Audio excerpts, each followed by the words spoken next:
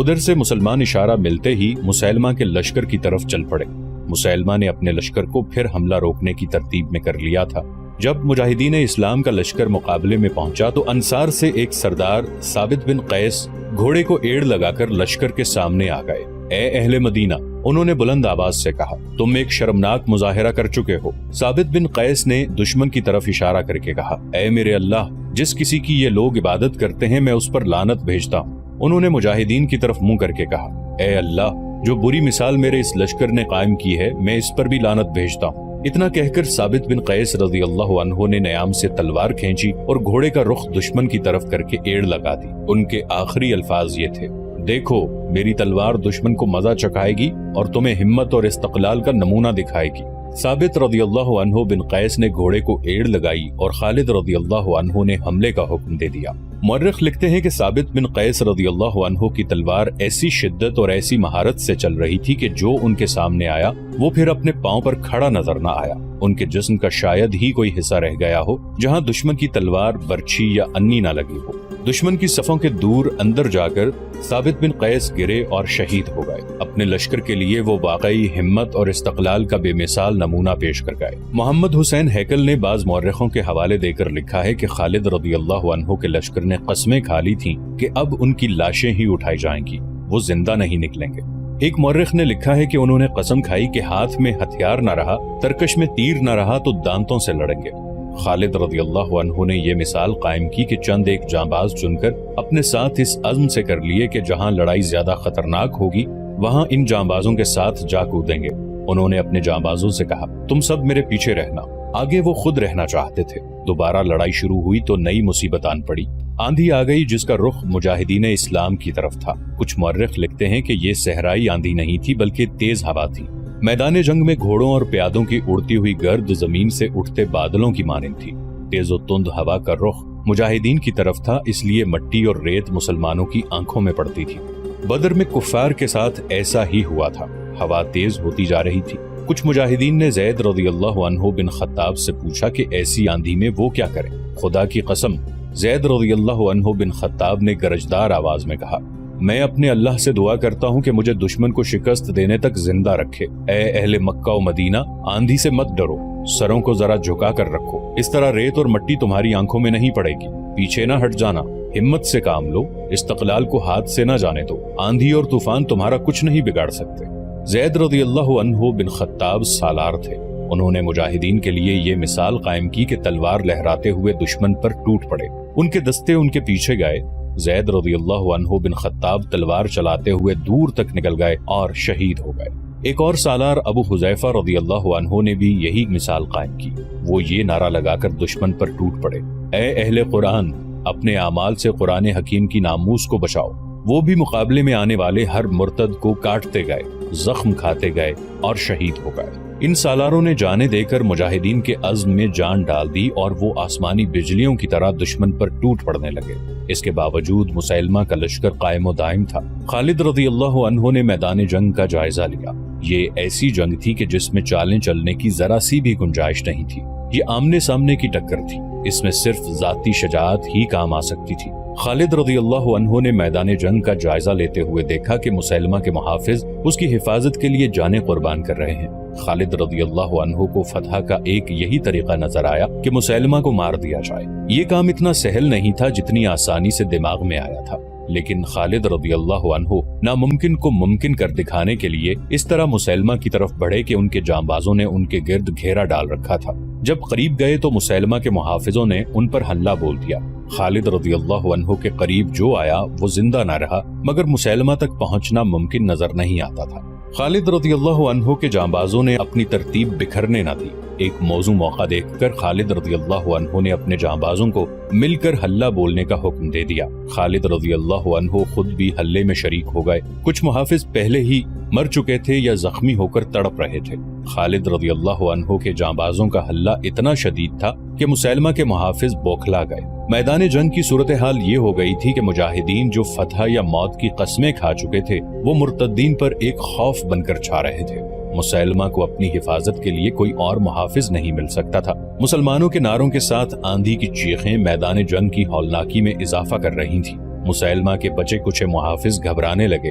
خالد رضی اللہ عنہ کے جانبازوں نے ان کا حلقہ توڑ دیا۔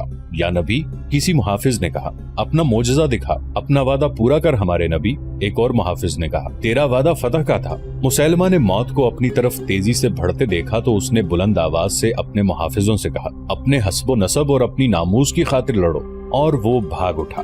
دشمن کا قلب ٹوٹ گیا، پرچم غائب ہو گیا تو مرتدین میں شور اٹھا، نبی میدان چھوڑ گیا ہے، رسول بھاگ گیا ہے۔ اس پکار نے مرتدین کے حوصلے توڑ ڈالے اور وہ میدان سے نکلنے لگے۔ تھوڑی سی دیر میں مرتدین میدان چھوڑ گئے، لیکن میدان جنگ کی کیفیت یہ تھی کہ خون ندی کی طرح ایک طرف کو بہنے لگا۔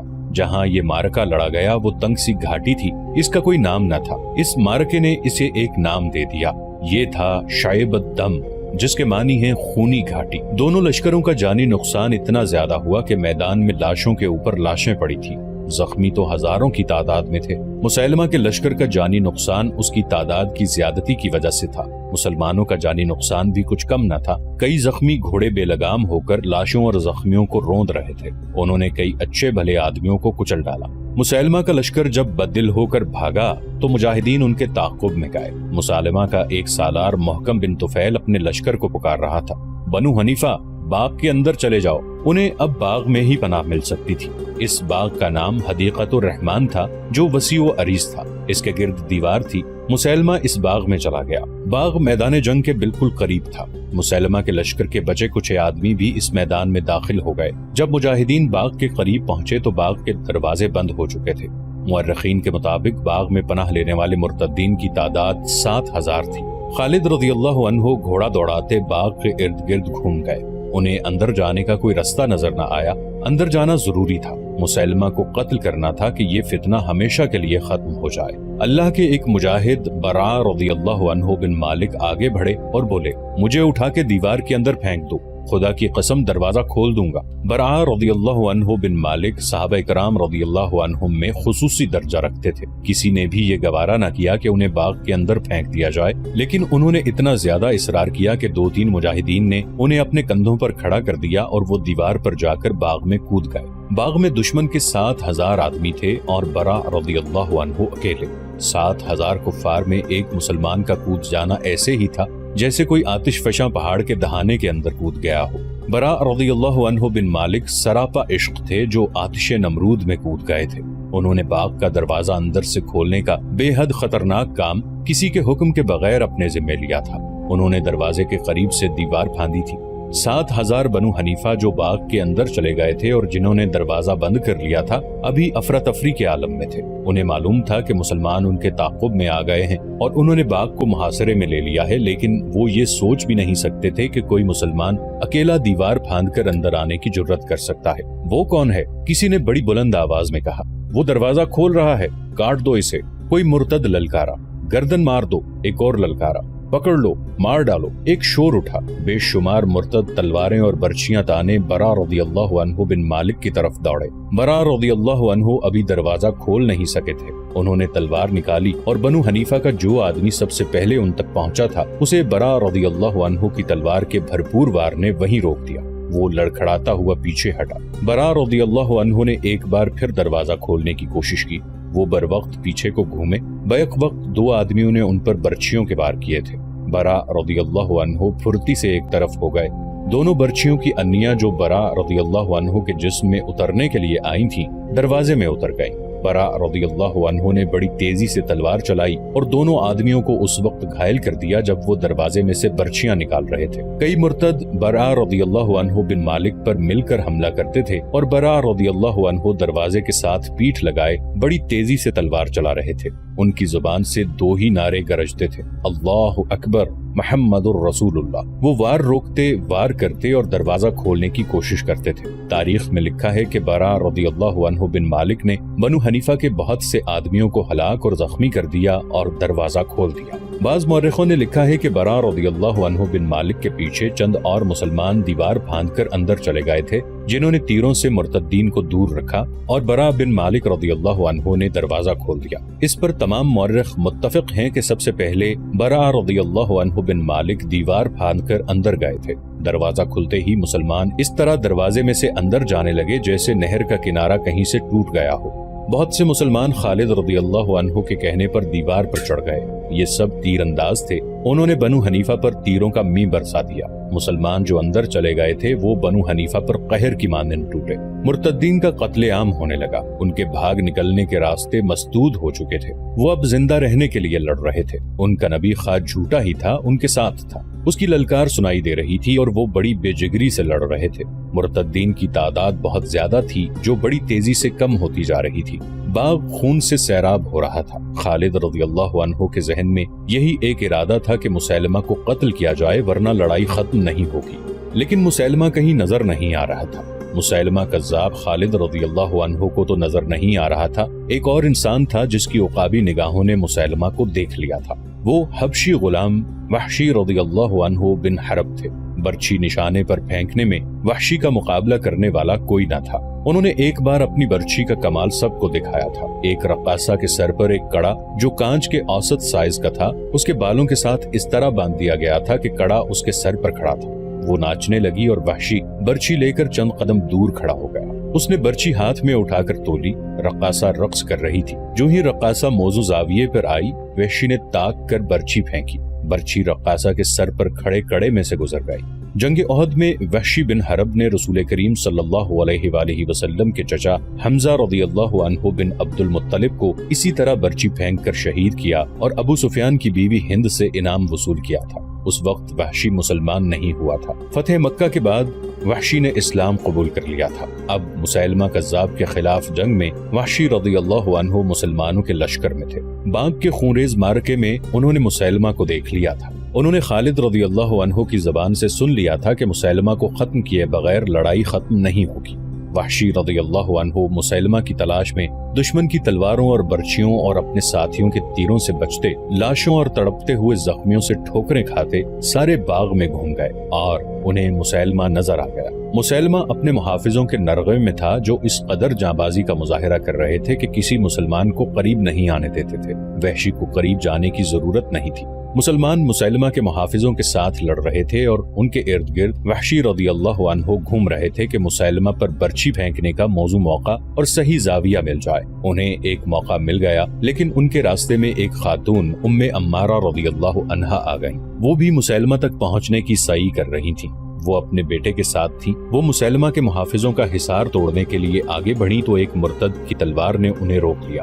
ام عمارہ رضی اللہ عنہا نے اپنی تلوار سے اسے گرانے کی بہت کوشش کی لیکن مرتد کے ایک وار نے ام عمارہ رضی اللہ عنہا کا ایک ہاتھ صاف کاٹ دیا. ان کے بیٹے نے تلوار کے ایک ہی وار سے اس مرتد کو مار گرایا اور یہ مجاہد اپنی ماں کو ساتھ لے گیا. وحشی رضی اللہ عنہ کو موقع اور زاویہ مل گیا.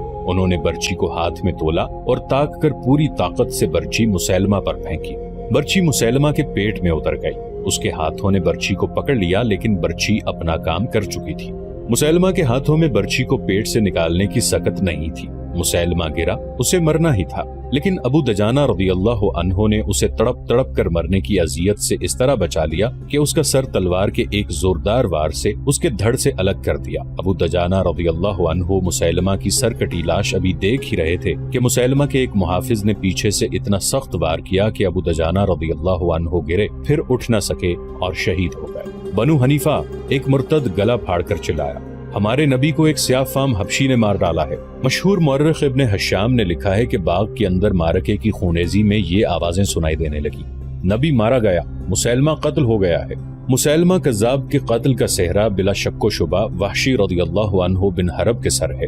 وحشی رضی اللہ عنہ کی زندگی عجیب گزری ہے. بتایا جا چکا ہے کہ انہوں نے بالکل اسی طرح جس طرح انہوں نے مسیلمہ کو برچھی کھینچ کر قتل کیا تھا، حمزہ رضی اللہ عنہ کو جنگ احد میں شہید کیا تھا. جب مسلمانوں نے مکہ فتح کر لیا تو رسول اللہ صلی اللہ علیہ وآلہ وسلم نے مکہ کے چند لوگوں کو جنگی مجرم قرار دیا تھا. ان میں وحشی کا نام بھی تھا. اسے کسی طرح پتہ چل گیا تھا کہ اسے مسلمان زندہ نہیں رہنے دیں گے. وہ مکہ سے نکل گیا اور طائف میں قبیلہ ثقیف کے ہاں جا پناہ لی. قبیلہ ثقیف کو مسلمانوں نے جس طرح شکست دی تھی وہ بیان ہو چکا ہے۔ اس قبیلے نے اسلام قبول کیا اور وحشی رضی اللہ عنہ نے بھی اسلام قبول کر لیا اور بیعت کے لیے اور اپنی جان بخشی کے لیے رسول کریم صلی اللہ علیہ وآلہ وسلم کے حضور گئے۔ آپ صلی اللہ علیہ وآلہ وسلم نے اسے کئی برس پہلے دیکھا تھا، شاید حضور صلی اللہ علیہ وآلہ وسلم اسے اچھی طرح پہچان نہ سکے۔ کیا تم وہ وحشی ہو؟ رسول کریم صلی اللہ علیہ وآلہ وسلم نے اس سے پوچھا۔ وہی وحشی ہوں، وحشی نے جواب دیا، اور اب آپ صلی اللہ علیہ وآلہ وسلم کو اللہ کا رسول مانتا ہوں۔ رسول کریم صلی اللہ علیہ وآلہ وسلم نے اس کی جان بخشی کر دی۔ وحشی رضی اللہ عنہ بن حرب رسول کریم صلی اللہ علیہ وآلہ وسلم کے گرویدہ ہو چکے تھے۔ ان کے سر پر حمزہ رضی اللہ عنہ کا قتل تھا، جس کا وحشی کو بہت دکھ تھا۔ وہ مکہ سے چلے گئے اور انہوں نے 2 سال طائف کے علاقے میں کبھی یہاں کبھی وہاں گزارے۔ ان پر خاموشی طاری رہتی تھی اور وہ سوچوں میں گم رہتے تھے۔ انہوں نے اسلام کو دل سے قبول کر لیا تھا اور وہ سچے مسلمان رہے۔ 2 سال بعد اپنے بے چین ضمیر کو مطمئن کرنے کے لیے وہ اسلامی لشکر میں شامل ہو گئے اور انہوں نے خالد رضی اللہ عنہ کے دستوں میں رہنا پسند کیا۔ یمامہ کی جنگ میں انہیں پتہ چل گیا تھا کہ خالد رضی اللہ عنہ مسلمہ کو ہلاک کرنے کی کوشش میں ہیں۔ یہ فرض انہوں نے اپنے ذمے لیا اور فرض پورا کر دیا۔ اس کے بعد وحشی رضی اللہ عنہ خالد رضی اللہ عنہ کے دستوں میں رہے اور کئی لڑائیوں میں انہوں نے بہادری کے جوہر دکھائے۔ شام کی فتح کے بعد وہ اسلامی لشکر سے الگ ہو کر حمص میں گوشہ نشین ہو گئے۔ مورخوں نے لکھا ہے کہ ایسے معلوم ہوتا تھا جیسے حمزہ رضی اللہ عنہ کا قتل بہت بڑا گناہ بن کر ان کے ضمیر پر سوار ہو گیا ہو۔ انہوں نے شراب نوشی شروع کر دی، جو عیاشی نہیں تھی بلکہ وہ اپنے آپ کو فراموش کر کے الگ پڑے رہتے۔ حضرت عمر رضی اللہ عنہ نے اپنے دور خلافت میں انہیں شراب نوشی کے جرم میں 80 کوڑوں کی سزا دی تھی، جس کا ان پر کوئی اثر نہیں ہوا تھا۔ وحشی شراب پیتا رہا۔ زندگی کے آخری دنوں میں انہیں ایسی شہرت ملی کہ لوگ اسے عقیدت سے ملتے تھے، مگر وہ ہوش میں کم ہی ہوتا۔ جب کبھی ہوش میں ہوتا تو لوگوں کو حمزہ رضی اللہ عنہ اور مسلمہ کے قتل کے واقعات سناتا۔ لوگ اس سے یہی واقعات سننے کے لیے جاتے تھے۔ اس نے کئی بار اپنی برچی ہاتھ میں لے کر کہا، جب میں مسلمان نہیں تھا تو اس برچی سے میں نے ایک بہت ہی اچھے آدمی کو قتل کیا تھا، اور میں مسلمان ہوا تو اس برچی سے ایک بہت ہی برے آدمی کو قتل کیا۔ قربان جائیے اللہ کی حکمت پہ، رسول کریم صلی اللہ علیہ وآلہ وسلم کی رحمت پہ، اور وحشی رضی اللہ عنہ کے عشق و ایمان کی عظمت پہ۔ عمارہ رضی اللہ عنہا ایک عظیم خاتون تھیں۔ جنگ احد میں ان مسلمان عورتوں کے ساتھ تھیں جو زخمیوں کی مرہم پٹی اور دیکھ بھال کے لیے اپنے لشکر کے ساتھ گئی تھیں۔ اس لڑائی میں ایسی صورت پیدا ہو گئی کہ میدان پر قریش چھا گئے۔ انہوں نے رسول کریم صلی اللہ علیہ وآلہ وسلم پر حلے بولنے شروع کر دیے۔ صحابہ کرام رضی اللہ عنہم نے رسول اللہ صلی اللہ علیہ وآلہ وسلم کے گرد گھیرا ڈال رکھا تھا، مگر دشمن کے حلے اتنے شدید تھے کہ آپ صلی اللہ علیہ وآلہ وسلم کے محافظوں کا گھیرا ٹوٹ گیا۔ قریش کا ایک آدمی ابن قما رسول کریم صلی اللہ علیہ وآلہ وسلم تک پہنچ گیا۔ رسول کریم صلی اللہ علیہ وآلہ وسلم کے دائیں مصعب رضی اللہ عنہ بن عمیر تھے، اور اس وقت عمارہ رضی اللہ عنہا بھی قریب ہی تھی۔ انہوں نے جب رسول کریم صلی اللہ علیہ وآلہ وسلم کو خطرے میں دیکھا تو زخمیوں کو پانی پلانے اور انہیں اٹھانے کا کام چھوڑ کر رسول اکرم صلی اللہ علیہ وآلہ وسلم کی طرف دوڑی۔ انہوں نے ایک لاش یا شدید زخمی کی تلوار لے لی۔ ابن قما حضور صلی اللہ علیہ وآلہ وسلم پر حملہ کرنے کی بجائے آپ صلی اللہ علیہ وآلہ وسلم کے محافظ مصعب رضی اللہ عنہ کی طرف گیا۔ مصعب رضی اللہ عنہ نے اس کے ساتھ مقابلہ کیا۔ عمارہ رضی اللہ عنہا نے ابن قما پر تلوار کا وار کیا جو اس کے کندھے پر پڑا، مگر ابن قما نے زرہ بکر پہن رکھی تھی، اس لیے تلوار اس کا کچھ بگاڑ نہ سکی۔ ابن قما نے گھوم کر عمارہ رضی اللہ عنہا پر جوابی وار کیا جو اس خاتون کے کندھے پر پڑا اور اتنا گہرا زخم آیا کہ وہ گر پڑی۔ ابن قما نے دوسرا وار نہ کیا کیونکہ وہ رسول کریم صلی اللہ علیہ وآلہ وسلم پر حملہ کرنا چاہتا تھا۔ اب جنگ یمامہ میں عمارہ رضی اللہ عنہا اپنے بیٹے کے ساتھ آئی تھیں۔ یہاں ان کی دلیری کا یہ عالم تھا کہ مسلمہ کو قتل کرنے کا خطرہ مول لے لیا، مگر ان کا ایک ہاتھ کٹ گیا۔ وہ دسمبر 632 عیسوی کے آخری دنوں میں سے ایک دن تھا۔ حدیقت الرحمن سرسبز اور ہرا بھرا باغ ہوا کرتا تھا جو لوگوں کو پھل دیا کرتا تھا۔ وہاں تھکے ماندے مسافر آ کر سستایا کرتے تھے۔ وہاں پھولوں کی مہک تھی، مگر اب وہ حدیقت الموت بن چکا تھا۔ اس کا حسن خون میں ڈوب گیا تھا۔ اس کی رانائیاں لاشوں تلے دب گئی تھیں۔ جہاں پرندے چہچہاتے تھے وہاں زخمیوں کی چیخ و پکار تھی۔